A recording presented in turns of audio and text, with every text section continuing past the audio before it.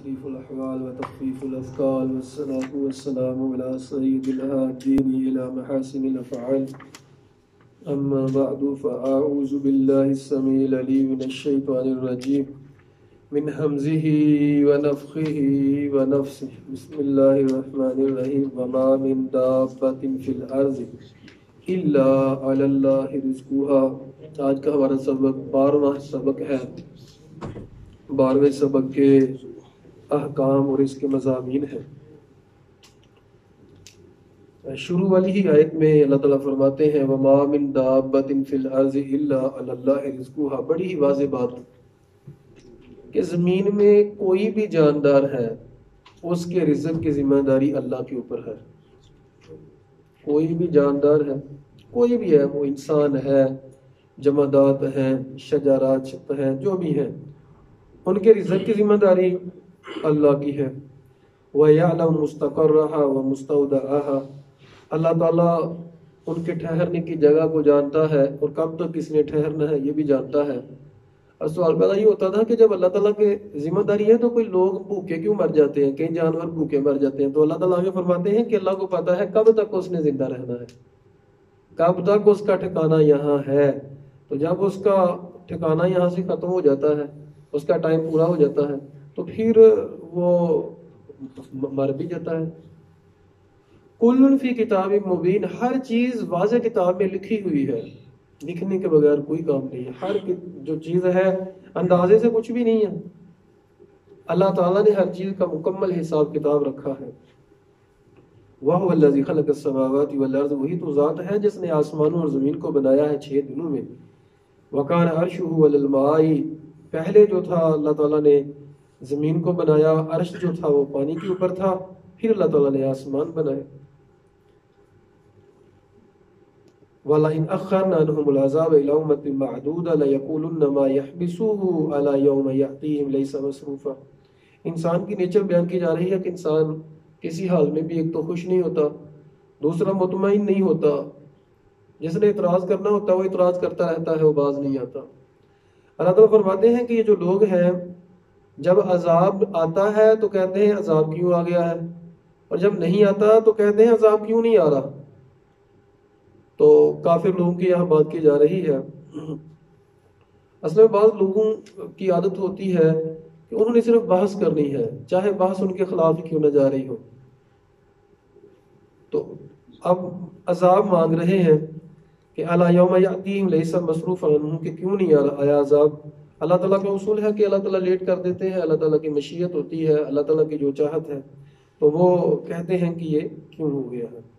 آیت نمبر 9 اور 10 میں اللہ تعالیٰ نے دوبارہ وہی موضوع بیان کیا کہ انسان کو جب ہم رحمت سے چکھاتے ہیں، جب اس کے پاس نعمتیں آتی ہیں، ثم نزعناها منه، پھر ہم وہ نعمتیں، وہ رحمت چھین لیتے ہیں، انه لیعوس کفور، وہ بڑا ہی مایوس اور ناشکرا بن جاتا ہے. یاد رکھیے گا جس شخص نے کلمہ پڑھا ہوا ہے لا الہ الا اللہ محمد الرسول اللہ، اس کے لیے اللہ کی باتیں ماننا ضروری ہے. اور ان باتوں میں سے ایک بات کیا ہے؟ لا تقنطوا من رحمت اللہ. اللہ کی رحمت سے مایوس نہ ہونا، کیونکہ اللہ کی رحمت سے کافر لوگ مایوس ہوتے ہیں، تم نے نہیں ہونا. اب مایوس ہونا مطلب دیکھیں نا، مایوس کب انسان ہوتا ہے؟ جب اس کی کوئی بات ہی سننے والا نہیں ہوتا. جب شخص کو اللہ کے اوپر یقین ہے، مایوس ہو کیسے سکتا ہے؟ ان اللہ حی لا یموت. اللہ ہمیشہ سے زندہ ہے، ہمیشہ زندہ رہے گا، کبھی نہیں مرے گا، کبھی فوت نہیں ہوگا. یہ مخلوق کے ساتھ ہے کہ ہر چیز فوت ہو جائے گی. تو جس بندے کا اللہ کے اوپر یقین پختہ ہے وہ مایوس ہو کیسے سکتا ہے؟ تو مایوس کافر ہوتا ہے کیونکہ اس کا اللہ کے اوپر یقین پختہ نہیں ہے. وہ تو ہو سکتا ہے مایوس. مومن کے لیے جو ایمان لانے والا ہے اس کے لیے لازمی شرط ہے کہ لا تقنطوا من رحمت اللہ، اللہ کی رحمت سے مایوس نہ ہونا. تو عام انسان کی بات کی جا رہی ہے کہ جب اس کے پاس رحمت آتی ہے تو بڑا خوش ہوتا ہے، لیکن جب ہم اس کو ہٹا لیتے ہیں تو انہ لیعوس کفور، ناشکرا بن جاتا ہے اور بہت ہی مایوس ہو جاتا ہے. یہ ڈپریشن کا مرض ہے، یہ جو ٹینشن کا مرض ہے، یہ کیوں آتا ہے؟ مایوسی سے آتا ہے نا. جو لوگ خودکشی کرتے ہیں کیوں کرتے ہیں؟ مایوس ہو جاتے ہیں نا اپنی زندگی سے. تو ایک مومن بندہ جو ہے جس کا عقیدہ مضبوط، اس لیے جو سب سے ضروری چیز ہے اپنے بچوں کے لیے، ہم اپنے لیے، وہ عقیدہ سکھلانا ہے کہ اللہ ہے ہمارا، اللہ رب العالمین ہمارے ساتھ ہے، جو مرضی ہو جائے، حالات جیسے بھی ہوں، اللہ ہمارے ساتھ ہے. یہ بہت ضروری چیز ہے. وَلَئِنْ أَذَقْنَاهُ نَعْمَاءَ بَعْدَ ضَرَّاءٍ، اگر نعمتوں کے بعد تکلیف آ جائے، مَسَّتْهُ لَيَقُولَنَّ ذَهَبَ السَّيِّئَاتُ عَنِّي، مجھ سے تو ساری نعمتیں جو ہیں وہ دور ہو گئیں. إِنَّهُ لَفَرِحٌ فَخُورٌ،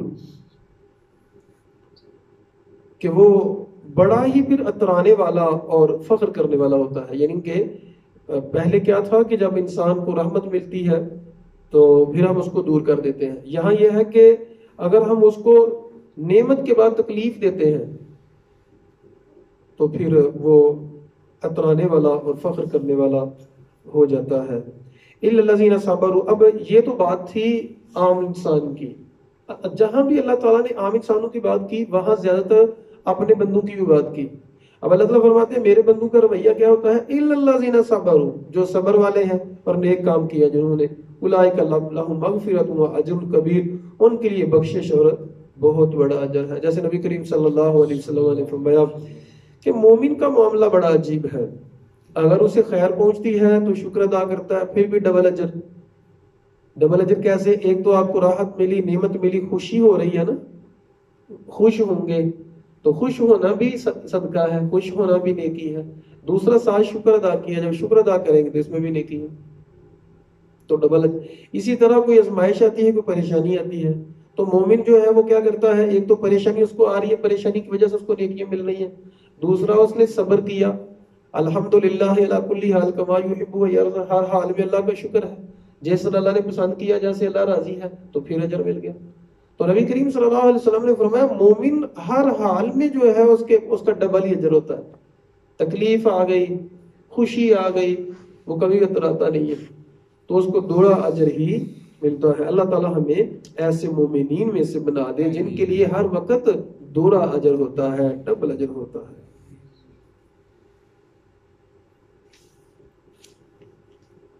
پندرہ اور 16 نمبر آیت میں اللہ تعالیٰ فرماتے ہیں من کان یرید زینت اللہ، من کان یرید الحیات الدنیا، جو دنیا کی زندگی کو چاہتا ہے اور وہ دنیا کی زندگی کی زینت کو چاہتا ہے، نوفی الیہم اعمالہم، ہم ان کو پورا پورا بدلہ دے دیں گے، ان کے اعمال دنیا دے دیں گے ان کو.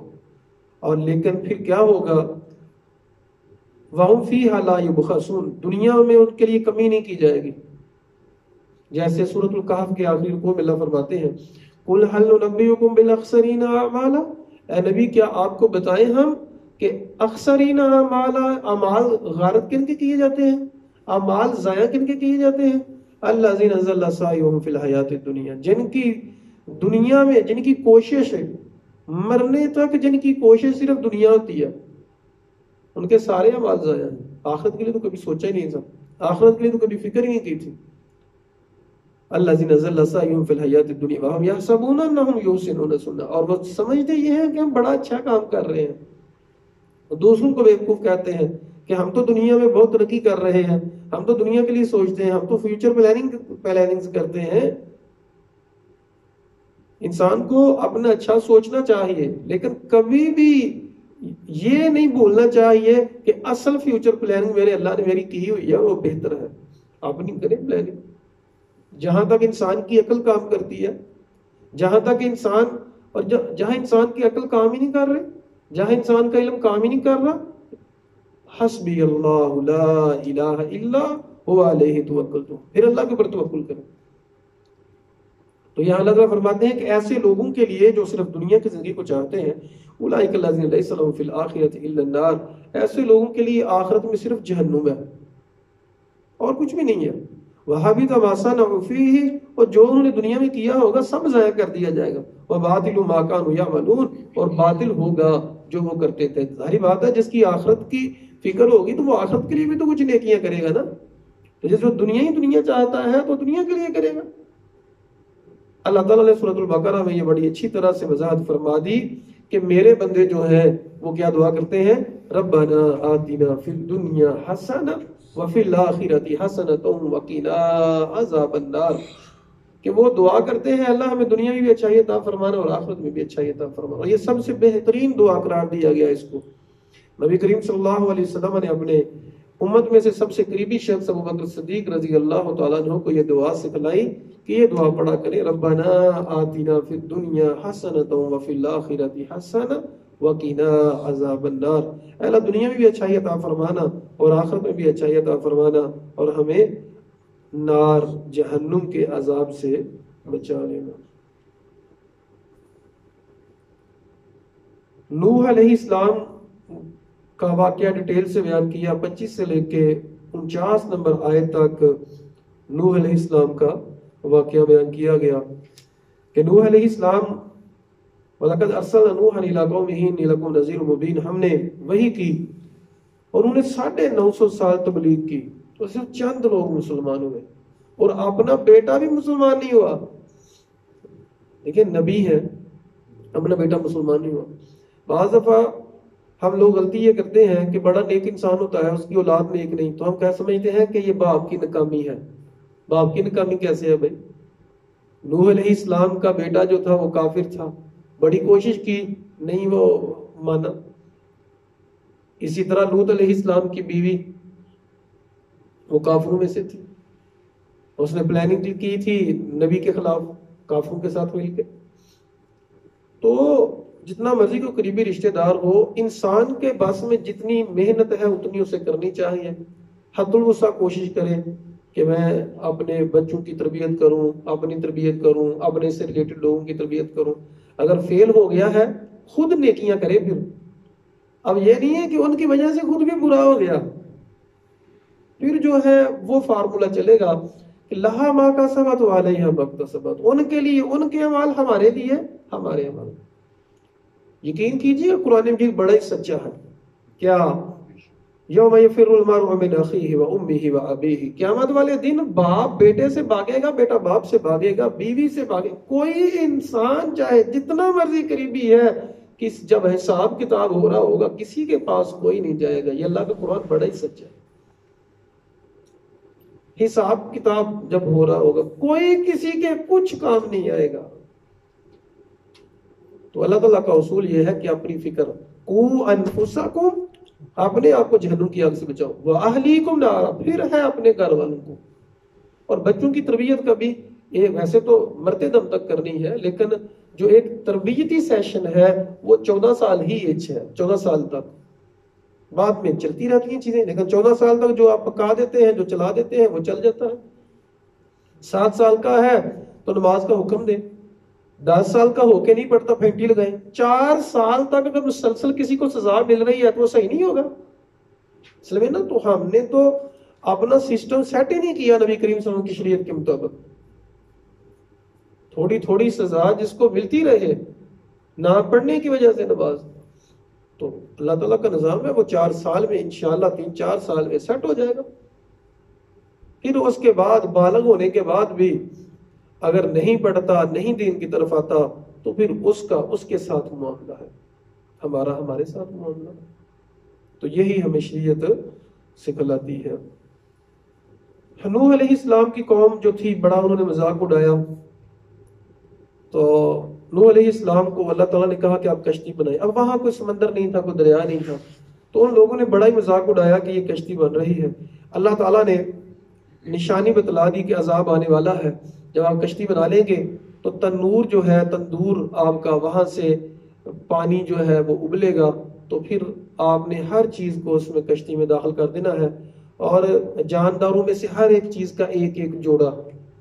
اب یہاں سے یہ سمجھ آتی ہے کہ جو یہ حکم دیا گیا کہ جانداروں میں سے ہر ایک چیز کا ایک ایک جوڑا، تو ساری دنیا میں، ساری زمین کے اوپر عذاب آیا تھا، ساری پوری زمین کے اوپر سب کچھ ختم ہو گیا تھا، صرف نوح علیہ السلام کے ساتھ جو لوگ تھے اور جو پرندے اور جو جانور تھے انہی سے پھر آگے نسل چلی ہے، نسل انسانی۔ طوفان نوح نے پوری جو زمین ہے اس کو گھیر لیا تھا۔ پھر اللہ تعالیٰ نے قوم عاد کی طرف جو ہے ان کا حال بیان کیا. وَإِلَىٰ عَادٍ أَخَاهُمْ ہود کہ ہود علیہ السلام کو ان کے لیے بھیجا. اور ہم نے یہ ہے جی 53 سے لے کے 60 تک یہی ہے عاد قوم کا. تو ہود علیہ السلام نے کہا یا قوم لا اسألکم علیہ اجرا، اے قوم میں اجر نہیں مانگتا، میں مزدوری نہیں مانگتا تم سے. ان اجری الا علی اللہ، میرا اجر میرے رب کے اوپر ہے. افلا تعقلون، کیا تم عقل نہیں کرتے؟ پھر کہا بھیا قوم یا میری قوم استغفروا ربکم، اپنے رب سے معافی مانگو. ثم توبوا الیہ، اس کی طرف توبہ کرو، یعنی اپنے گناہوں کی توبہ کرو. ہوگا کیا؟ یرسل السماء علیکم مدرارا، اللہ تعالیٰ بارشیں نازل فرمائے گا. وَيَزِدْكُمْ قُوَّةً إِلَىٰ قُوَّتِكُمْ، اور تم تو پہلے ہی مضبوط ہو نا، اللہ تعالیٰ تمہیں اور مضبوط کرے گا، روحانی طور پہ بھی مضبوط کرے گا اور جسمانی طور پہ بھی مضبوط کرے گا. وَلَا تَتَوَلَّوْا مُجْرِمِينَ، مجرم نہ بنو، تو اللہ تعالیٰ کے خاص بندے بن جاؤ. تو انہوں نے اپنے پیغمبر کو، اپنے رسول کو جھٹلایا. کہا یا ہود ما جئتنا ببینۃ وما نحن بتارکی آلہتنا عن قولک، کہ ہم تیرے کہنے کی وجہ سے اپنے معبودوں کو نہیں چھوڑیں گے. وما نحن لک بمؤمنین، اور تیرے ساتھ ایمان بھی نہیں لائیں گے. بہت مضبوط لوگ تھے. تو جب ہود علیہ السلام نے ساری تبلیغ کی، اپنا کام پورا کر دیا، تو انہوں نے کہا کہ ہم آپ کو سزا دیں گے، ہم آپ کو جو ہے جو آپ ہمیں بتاتے رہتے ہو ہمیں برداشت نہیں ہوتا، ہم آپ کو سزا دیں گے. تو پھر ہود علیہ السلام نے کہا انی توکلت علی اللہ ربی، میرا توکل تو میرے رب کے اوپر ہے جو تمہارا بھی رب ہے.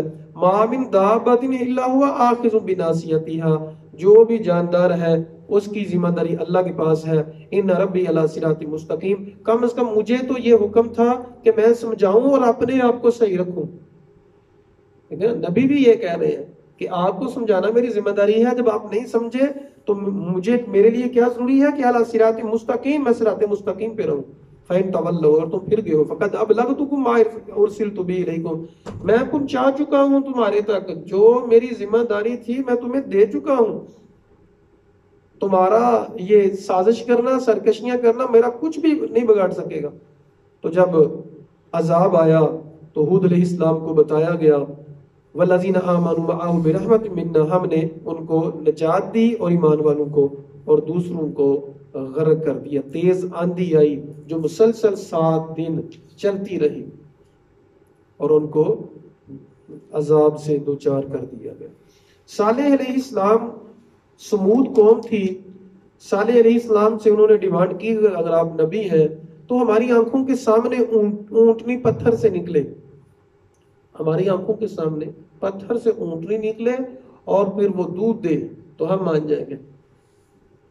صالح علیہ السلام نے اللہ تعالیٰ سے دعا کی، اللہ تعالیٰ نے آپ کی دعا کو قبول کیا. ان کے سامنے، آنکھوں کے سامنے سے اونٹنی پتھر سے پیدا ہوئی،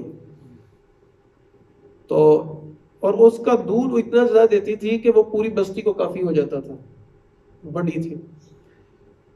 صالح علیہ السلام نے کہا کہ اللہ تعالیٰ کا اصول یہ ہے کہ جب اللہ تعالیٰ کو معجزہ عطا فرماتے ہیں روٹین سے ہٹ کے تو پھر اس کی سختی بھی زیادہ ہوتی ہے. اب اس اونٹنی کو نقصان نہ پہنچانا. وہ اونٹنی چرتی رہتی تھی، وہ پوری بستی میں جاتی رہتی تھی، پانی پیتی تھی، تو لوگ جو تھے اس سے استفادہ کرتے تھے. اب جن لوگوں کے دل میں تکبر تھا، جنہوں نے نہیں ماننا تھا انہوں نے تو ماننا ہی نہیں تھا. چند لوگ مان گئے جو سلیم الفطرت ہوتے ہیں کہ یہ تو واقعی نبی ہیں، تو زیادہ تر نہیں مانے. انہوں نے ایک دن اونٹنی کی ٹانگیں کاٹ دی. جب ٹانگیں کاٹی تو فلما جاء امرنا نجینا صالحا، اللہ تعالیٰ کا عذاب آ گیا. واخذنا، زوردار چیخ کی آواز آئی، اور ایک چیخ کے ساتھ مختلف عذاب مختلف قوموں پہ آئے ہیں. پانی کے ساتھ بھی اللہ نے تباہ و برباد کیا ہے، ہواؤں کے ساتھ، بارشوں کے ساتھ، اور چیخ کے ساتھ پتھروں کی بارش بھی نازل ہوئی ہیں، زوردار دوسری بارشیں بھی نازل ہوئی ہیں. تو اللہ تعالیٰ نے ان لوگوں کو چیخ تھی، ایک زوردار چیخ تھی. اصل میں یہ بھی بہت مضبوط لوگ تھے. آج بھی جو سعودی عرب میں ان کے نام و نشان موجود ہے، یہ پہاڑوں کے اندر گھر تراشتے تھے، آج بھی ان کی نشانیاں موجود ہیں. انہیں صالح علیہ السلام کے سمود قوم کا ایک علاقہ ہے، وہ اسپیشل اب نام مجھے بھول گیا ہے کون سا ہے، بہرحال آج بھی آپ دیکھ سکتے ہیں وہاں کچھ لوگ جاتے ہیں اور تصویریں بنا کے انہوں نے بھیجی تھی. تو ان کو تباہ و برباد کر دی. اصل میں تکبر کو زیادہ کرتے تھے کہ ہمیں کوئی تباہ نہیں کر سکتا. تو ان کو بھی اسی طرح زوردار چیخ آئی اور ان کے دل پھٹ گئے. جیسے سور کی آواز بھی آئے گی نا قیامت والے دن، سور پھونکا جائے گا، تو جب وہ زور سے آواز آئے گی نا، اس چیخ کی وجہ سے لوگ سارے مر جائیں گے. پھر جب دوبارہ جب سور پھونکا جائے گا، اس چیخ کی وجہ سے دوبارہ لوگ اٹھ پڑیں گے. تو ان کے اوپر چیخ کا جو عذاب تھا وہ آیا. ابراہیم علیہ السلام کی بات کی گئی ہے کہ ابراہیم علیہ السلام کے پاس فرشتے آئے، انہوں نے السلام علیکم کہا. ابراہیم علیہ السلام وہ چونکہ انسان کی صورت میں آئے تھے، ابراہیم علیہ السلام بڑے مہمان نواز تھے، جلدی جلدی بھونا ہوا بچڑا جو ہے وہ پیش کر دیا. تو جب ظاہری بات ہے جب کھانا آگے ہے تو انہوں نے تو کھانا ہوتا ہے مہمانوں نے، تو جب وہ کھانا نہیں کھا رہے تھے، آگے ہاتھ ہی نہیں بڑھا رہے تھے، تو پریشان ہو گئے کہ یہ معاملہ کیا ہے.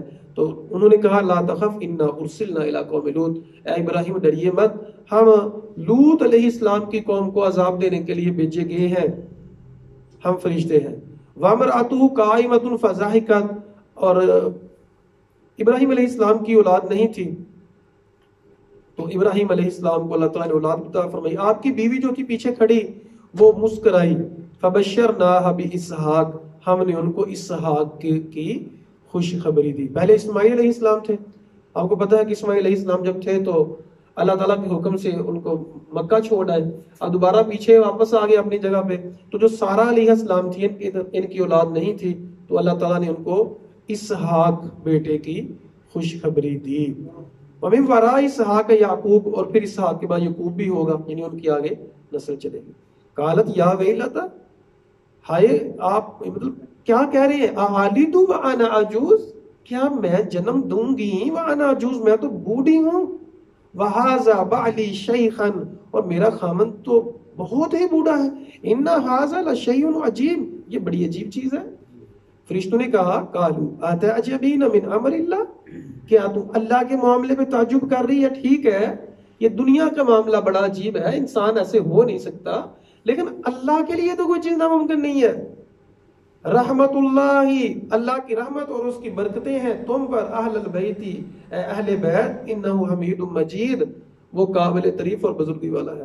تو اللہ تعالیٰ نے اولاد عطا فرمائی. پھر فلما ذهب عن ابراہیم الروع، جب ابراہیم سے وہ خوف جاتا رہا، وجاءته البشرى، اور خوشخبری آئی، تو وہ لوط علیہ السلام کے بارے میں ہم سے بحث کرنے لگ گئے. ابراہیم علیہ السلام نے کہا اللہ ان کے اوپر عذاب نہ دے. لوط علیہ السلام جو تھے آپ کے بھتیجے تھے، لوط علیہ السلام ہی واحد تھے جو آپ کی بستی میں سے آپ کے ساتھ ایمان لائے تھے. ان ابراہیم حلیم اواہ منیب، ابراہیم جو ہے بڑے ہی بردبار اور مطیع ہونے والے ہیں. یا ابراہیم وعارض عن ھذا، ابراہیم یہ مت کہیں کہ جو آپ کہہ رہے ہیں نا عذاب ٹال دیں، عذاب نہ آئے، نہ کہیے یہ بات، نہ کہیں. کیوں؟ انہ قد جاء امر ربک، تیرے رب کا معاملہ آ گیا ہے، سائن ہو چکے ہیں، فیصلہ ہو چکا ہے، اب ان کو نہیں چھوڑنا. وَإِنَّهُمْ آتِيهِمْ عَذَابٌ غَيْرُ مَرْدُودٌ، عذاب آ رہا ہے، ہٹایا نہیں جائے گا. اب لوط علیہ السلام کے گھر میں بھی فرشتے بہت ہی خوبصورت لڑکے بن کے آئے. لوط علیہ السلام کی قوم کو بیماری یہ تھی کہ وہ اپنی خواہش کو لڑکوں سے پوری کرتے تھے اور لڑکیوں سے پوری نہیں کرتے تھے. لوط علیہ السلام نے کہا کہ میری بیٹیوں سے شادی کر لو، تو ان سے اپنی خواہش جو فطری خواہش ہے وہ پوری کرو. لیکن وہ اتنے برے لوگ تھے، سب سے پہلے اس کام کا آغاز انہوں نے کیا ہے. تو غیر فطری جو معاملہ تھا، تو جب لوط علیہ السلام ان کو بڑا سمجھاتے تھے وہ باز نہیں آتے تھے، تو مہمان آئے. سیّا بہم وضاق بہم زرع وقال ھذا یوم عصیب، مہمان جب آئے تو ان کو پتا چلا، ان کی جو لوط علیہ السلام کی وائف تھی انہوں نے ہی بتایا کہ آج ہمارے گھر میں بڑے خوبصورت مہمان آئے ہیں. تو وہ لوگ جو ہیں آگے اور گراؤ کر لیا. گراؤ کیا تو لوط علیہ السلام بڑے پریشان ہوئے. وجاء قومہ یحرعون الیہ ومن قبل كانوا یعملون السیئات، برے کام کرتے تھے. انہوں نے دوبارہ کہا ہے لوگوں یہ میری بیٹیاں ہیں، یہ پکیزہ ہیں تمہارے لیے، اللہ سے ڈر جاؤ، مجھے رسوا نہ کرو میرے مہمانوں میں، میرے مہمان آئے ہیں. الیس منکم رجل رشید، کیا کوئی عقل مند انسان تم میں نہیں ہے؟ قالوا، انہوں نے کہا لقد علمت ما لنا فی بناتک من حق، تو جانتا ہے کہ تیری بیٹیوں میں ہمیں کوئی شغف نہیں ہے، کوئی ہمارا ان میں ہماری تما نہیں ہے. وَإِنَّكَ لَتَعْلَمُ مَا نُرِيدُ, تجھے پتا ہے ہم کیا چاہتے ہیں. جب لوط علیہ السلام بے بس ہو گئے, پھر اللہ تعالیٰ کو پکارا, کہا لو ان, لیکن خواہش کی کاش میرے پاس بہت زیادہ نوجوان ہوتے اور تمہارے ساتھ میں لڑتا. لو ان لی بکم قوہ, کاش میرے پاس قوت ہوتی. او آوی الی رکن شدید, شدید مضبوط ہوتا میں, تمہارا میں مقابلہ کرتا. قالو, ان فرشتوں نے کہا, یا لوط, اے لوط, انا رسل ربک, ہم تیرے رب کے فرشتے ہیں. لن یصلوا الیک, وہ آپ کی طرف نہیں پہنچ سکیں گے. فاسر باہلک, آپ اپنا کام کریں, اپنے گھر والوں کو لیں. بقطع من اللیل, راتوں رات. ولا یلتفت منکم احد, کوئی پیچھے مڑ کے نہ دیکھے. اب اپنے گھر والوں کو جب لوط علیہ السلام لے کے چلے تو آپ کی بیوی بھی ساتھ تھی. تو جب بیوی ساتھ تھی, اللہ کا حکم یہ تھا کہ پیچھے مڑ کے نہیں دیکھنا. بیوی نے پیچھے مڑ کے دیکھا تو وہ بھی عذاب میں گرفتار ہو گئی. الا امرأتک انہ مصیبها ما اصابہم, اس جو پیچھے مڑ کے دیکھے گا اس کو وہی عذاب آئے گا جو ان کو عذاب آئے گا, لوگوں کو عذاب آئے گا. ان موعدہم الصبح, ان کا وعدہ صبح ہے. الیس الصبح بقریب, کیا صبح قریب نہیں ہے؟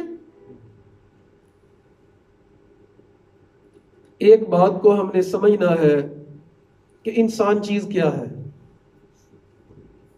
انسان کے بارے میں اللہ تعالیٰ نے ایک جگہ پہ تو یہ فرمایا کہ یہ اشرف المخلوقات ہے. اسی جگہ پہ سورۃ التین میں قسمیں اٹھائی, والتین والزیتون وطور سینین وہذا البلد الامین لقد خلقنا الانسان فی احسن تقویم.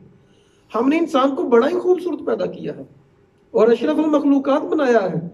لیکن اشرف المخلوقات اور سب سے بہترین بھی انسان ہے اور سب مخلوقوں سے گھٹیا بھی انسان ہے. فرمایا ثم رددناہ اسفل سافلین, پھر ہم نے اس کے کرتوتوں اور اعمال کی وجہ سے اس کو گھٹیا ترین مخلوق سے بھی گھٹیا کر دیا. عزیز دوستو, جب انسان اللہ کی شریعت کا تابع دار ہوتا ہے تو فرشتے سلام بھیجتے ہیں. اللہ تعالیٰ ذکر کرتے ہیں, دیکھو میرا بندہ کتنا میرا تابع دار ہے. اور جب انسان اپنی خواہش کا غلام ہو جاتا ہے, اس سے آپ توقع نہیں کر سکتے کہ اتنے برے برے کام کرتا ہے, اتنے برے, یہ جانوروں سے بھی بدتر ہو جاتا ہے. نبی کریم صلی اللہ علیہ وسلم نے فرمایا تھا کہ لوگوں, جس طرح پہلی لوگوں نے گناہ کیے, پہلی امتوں نے, تم بھی اسی طرح کرو گے. اگر ان میں سے کسی نے اپنی ماں کے ساتھ بدکاری کی تھی, تم میں سے کوئی ایسا ہوگا جو کرے گا. کیا ہمارے معاشرے میں ایسا ہو نہیں رہا؟ ہمارے میڈیا چینلز نے دکھایا ہے کہ ایک باپ, پچھلے رمضان یہ خبر تھی, پچھلے رمضان میں 4 ماہ تک رمضان ہے اور اپنی بیٹی کے ساتھ ظلم کرتا رہا. اور بیٹی نے جب جا کے بتایا, اور ابھی بھی وہ جیل میں ہے, اور میڈیا والوں نے اس سے پوچھا, ظالم تو کیا کرتا رہا ہے؟ کہتا ہے ہاں میری بیٹی ہے اور میں 4 مہینے تک اس سے ظلم کرتا رہا ہوں. اب یہ جو غیر فطری معاملہ ہے, یہ بھی اللہ تعالیٰ کو چیلنج کرنا ہے. اب دنیا میں آپ کو بتاؤں, قیامت بہت قریب ہے, جتنی بھی نشانیاں ہیں وہ قریب آ چکی. اب کئی ملکوں نے تو یہ غیر فطری کام کو قانون کا درجہ دے دیا ہے. اور حال ہی میں پاکستان میں بھی لاہور کی عدالت میں یہ کیس دائر ہوا تھا, اور ایک لڑکی نے دعویٰ کیا تھا کہ میں اس لڑکی سے شادی کرنا چاہتی ہوں, اس کے والدین منع کرتے ہیں, سو مجھے عدالت زبردستی شادی کروانے کی اجازت دے. لڑکیاں لڑکیوں سے شادی کر رہے ہیں, لڑکے لڑکوں سے شادی کر رہے ہیں. یہ نہیں دیکھتے کہ اس کا انجام کیا ہے.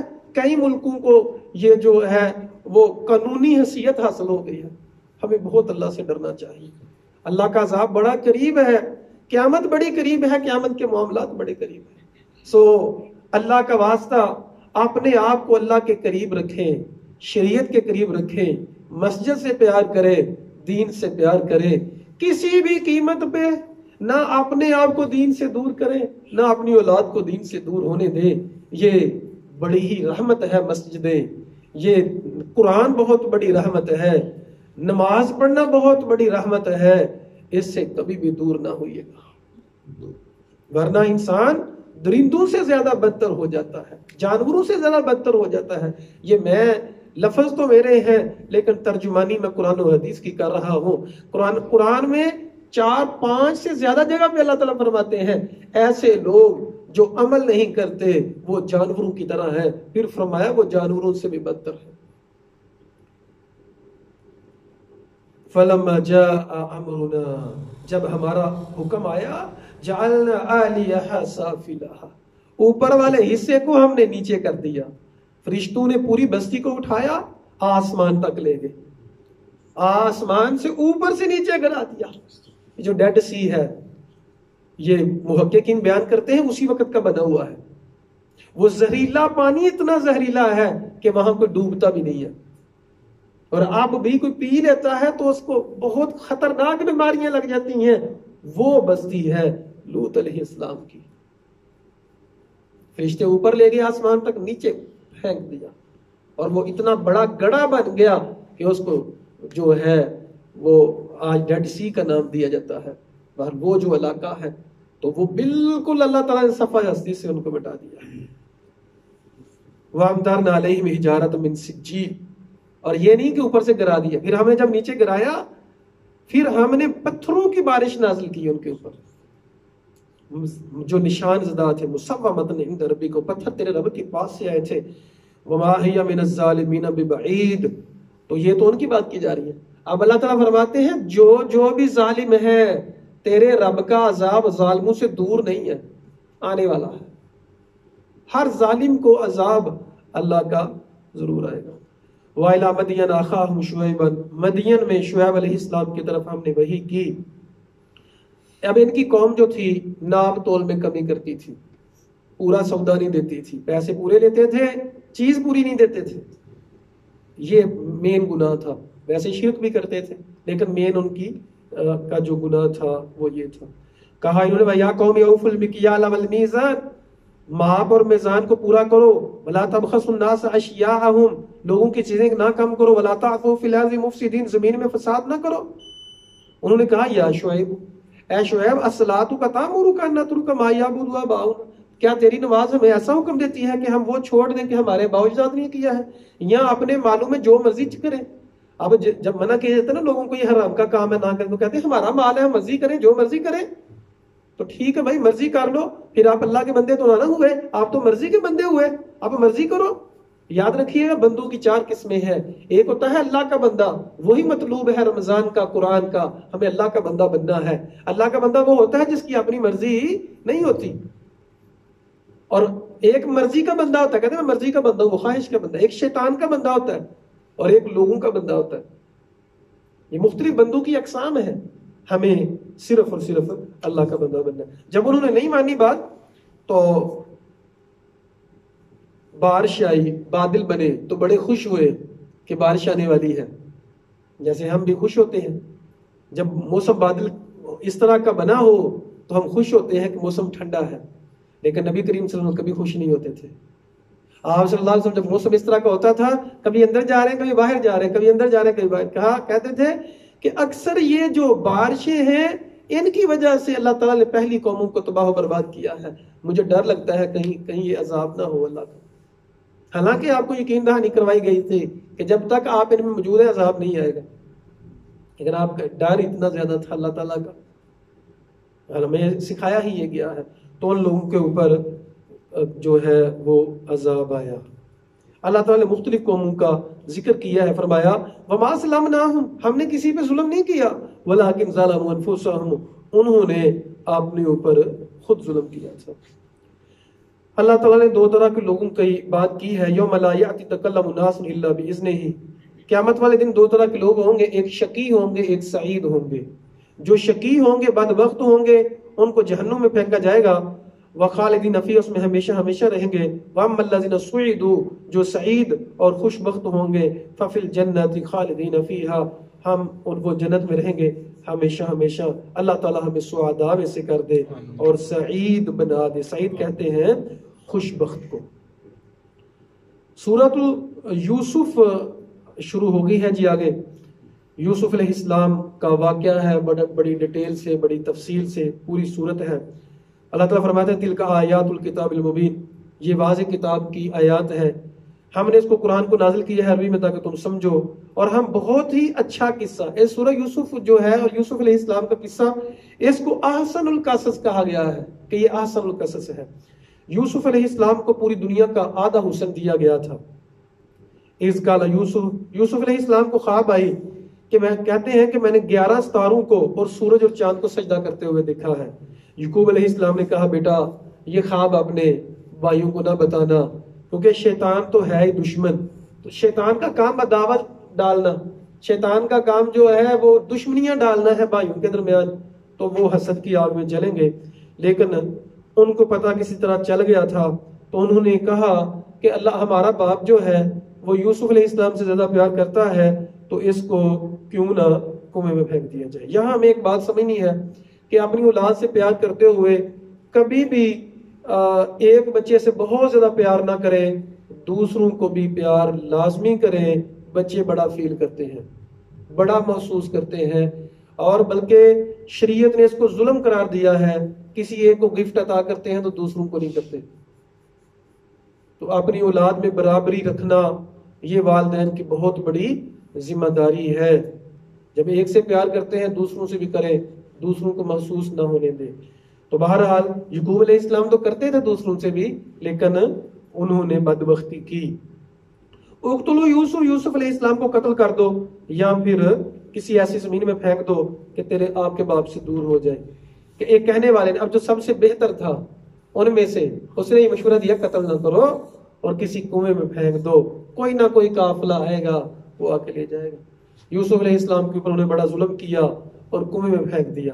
اب یہ اپنے باپ کے پاس روتے ہوئے آئے، عشاء کا معنی رات کو، کہا اے ابا جی ہم کھیل رہے تھے اور یوسف علیہ السلام کو تو بیڑیا کھا گیا ہے۔ وَجَاءُوا عَلَىٰ قَمِيصِهِ بِدَمٍ كَذِبٍ، جھوٹا خون اس کی قمیص پہ لے آئے۔ قَالَ بَلْ سَوَّلَتْ لَكُمْ أَنفُسُكُمْ، یہ تمہارے نفسوں نے گڑھی ہے کوئی بات، فَصَبْرٌ جَمِيلٌ، مجھے تو صبر جمیل کرنا ہے، اللہ تعالیٰ مددگار ہے جو تم بیان کرتے ہو۔ ایک قافلہ آیا، انہوں نے کنویں سے پانی نکالنے کی کوشش کی، کنویں سے پانی نکالا تو اس میں بچہ تھا بہت خوبصورت، تو یہ بھی جلدی جلدی سے آگے اور کہا یہ ہمارا غلام ہے، یہ ہم بھاگ گیا ہے، آپ نے کیوں پکڑا ہے؟ اور ساتھ یہ کہہ دیا ہم اس کو بیچنا چاہتے ہیں، اگر لینا ہے تو لے لیں۔ دیکھیں انسان جب حد سے بڑھ جاتا ہے، جب انسان کا دل سخت ہو جاتا ہے تو پھر کیا، اب پھول جیسا بھائی ہے سگا، دوسرے نہیں ہے، کوئی عام نہیں ہے، اپنا سگا پھول جیسا بھائی ہے اور خوبصورت بڑا ہے، اس کو چند درہم کے ذریعے وہ بیچا جا رہا ہے۔ تو قافلے والوں نے لیا اور جا کے مصر میں بیچ دیا۔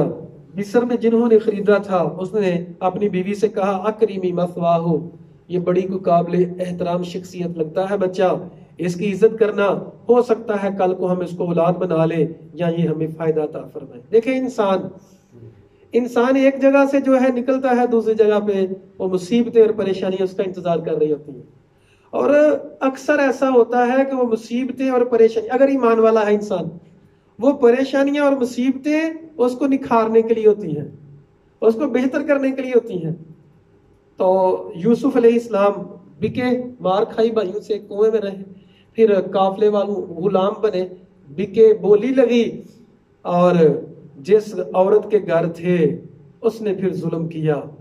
مکننا لیوسف فی الارض، اللہ تعالیٰ فرماتے ہیں ہم نے یوسف علیہ السلام کو وہاں مضبوطی عطا فرمائی۔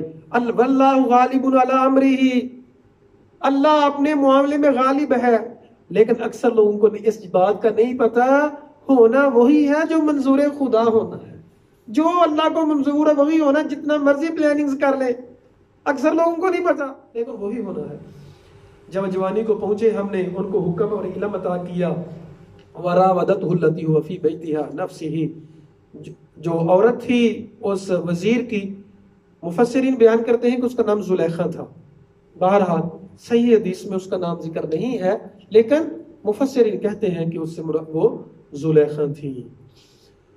ایک دن اس نے دروازوں کو، محل کے دروازوں کو، 7 دروازے تھے، 7 کو بند کر لیا۔ وقالت حیت لک، اور کہا آؤ اور ہم گناہ کرتے ہیں۔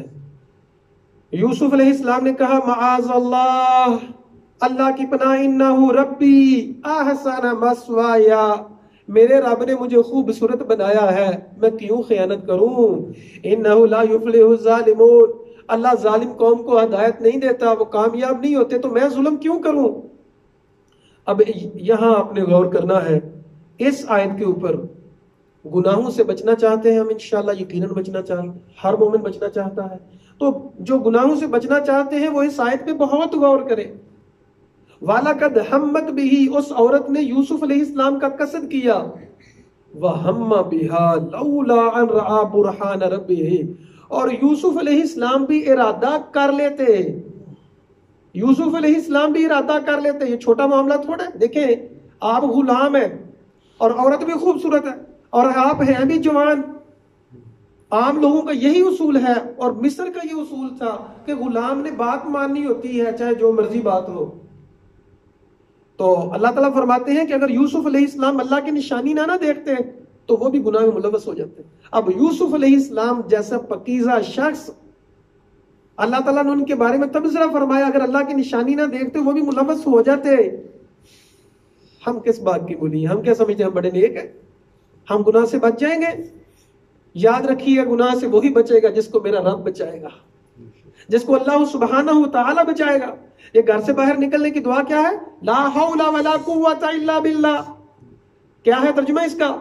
نہیں ہے نیکی کرنے کی طاقت اور نہ گناہ سے بچنے کی طاقت مگر میرے اللہ کی مدد کے ساتھ ہے۔ نیکی کرتے ہیں تو یہ اللہ کی مدد ہے، اگر گناہ سے بچتے ہیں تو یہ اللہ کی مدد ہے۔ کبھی بھی نہ نیکی کرنے کا اپنے آپ کو جو ہے کہیں کہ میں نے نیکی کی ہے، اور نہ گناہ سے بچے ہیں تو کبھی کہیں میں گناہ سے بچ گیا ہوں، میرے رب نے بچایا ہے تو بچا ہوں، میرے رب نے توفیق عطا فرمائی ہے۔ تو ہم جو ہے یہ نیکی کا کام کر رہے ہیں، ہم خود سے نہیں کر سکتے تھے۔ یوسف علیہ السلام 13واں پارہ جہاں سے شروع ہوا، یوسف علیہ السلام خود بتاتے ہیں کہ وما ابرئ نفسی ان النفس لامارۃ بالسوء، میں اپنے آپ کو اچھا نہیں کہتا کیونکہ نفس تو برائی کا حکم دیتا ہے۔ یوسف علیہ السلام بھاگے، کہا کہ نشانی کیا تھی؟ کئی لوگ کہتے ہیں کہ اللہ تعالیٰ نے فرشتہ بھیج دیا اور فرشتے نے یعقوب علیہ السلام کے سامنے جو تصویر آ گئی کہ کہا بیٹا یہ کام نہ کرنا۔ بہرحال کوئی نہ کوئی اللہ کی طرف سے نشانی ہی تھی، تو ہمیں بھی اللہ تعالیٰ سے دعا کرنی چاہیے۔ نبی کریم صلی اللہ علیہ وسلم نے فرمایا 7 قسم کے لوگوں کو اللہ تعالیٰ عرش کا سایہ دے گا۔ ایک وہ مرد، وہ نیک مرد جس کو ایک حسن والی اور جاہ و جلال والی عورت گناہ کی دعوت دیتی ہے اور کہتا ہے انی اخاف اللہ، میں اللہ سے ڈرتا ہوں، میں ظلم نہیں کر سکتا، اللہ تعالیٰ اس کو عرش کا سایہ نصیب فرمائے۔ تو بہت بڑا معاملہ سخت ہوتا ہے ایسے مرد کے اوپر جب کوئی عورت گناہ کی دعوت دیتی ہے، بچتا وہی ہے جس کو اللہ بچاتا ہے۔ اب اس نے اوپر الٹا الزام لگا دیا یوسف علیہ السلام پہ۔ ان کے گھر میں سے کسی نے یہ فیصلہ دیا کہ اگر وہ بچہ تھا کوئی، کہ اگر تو یوسف علیہ السلام کی قمیض پیچھے سے پھٹی ہے تو پھر عورت جو ہے وہ مجرم ہے، اگر آگے سے پھٹی ہے تو پھر یوسف مجرم ہے۔ جب دیکھا گیا تو قمیض پیچھے سے پھٹی تھی، فیصلہ یہ ہوا، اور جو وزیر تھا وہ سامنے موجود تھا، اس نے یہ فیصلہ کیا اور کہا کہ انہو من کیدکن، یہ تو تمہاری ہی سازش ہے۔ عورت کو کہا یہ تمہارا قصور ہے سارا، یوسف عارض عن ھذا، اے یوسف اس سے اعراض کرو، اس سے واستغفر لذنبک، اور عورت کو کہا کہ اپنے گناہوں کی معافی مانگ، تیرا ہی گناہ ہے۔ اب عورتوں میں یہ بات مشہور ہو گئی، اب اس کے اندر بہت زیادہ تکبر تھا، اس نے کہا کہ تمہیں میں سکھلاؤں گی۔ اب اس نے ایک دعوت کا اہتمام کیا، وہاں چھری بھی رکھ دی، اور یوسف علیہ السلام واقعی بہت خوبصورت تھے، جب آئے یوسف علیہ السلام تو عورتوں نے اپنے ہاتھوں کو کاٹ لیا۔ اب سر عام اتنی بے حیا عورت تھی، سر عام اس نے کہا کہ اگر یوسف علیہ السلام نے میری بات نہ مانی جو میں کہتی ہوں تو اس کو پھر جیل ڈال دیا جائے گا۔ یوسف علیہ السلام نے جب یہ بات سنی جلدی سے تنہائی میں گئے، اللہ تعالیٰ سے دعا کی، اللہ مجھے جیل منظور ہے لیکن مجھے یہ ظلم منظور نہیں ہے۔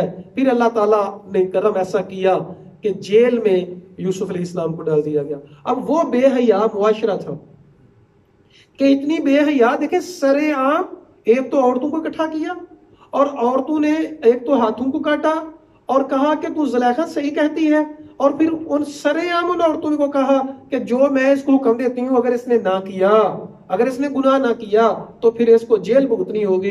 یوسف علیہ السلام نے کہا اے اللہ مجھے جیل جو ہے زیادہ عزیز ہے. باقی جو تھوڑا سا واقعہ ہے وہ بعد میں پڑھیں گے. اللہ تعالیٰ سے دعا ہے اللہ حق بات کو سمجھنے کی اور اس پر عمل کرنے کی توفیق عطا فرمائے. اقول قولی ھذا استغفر اللہ لی ولکم ولسائر المسلمین.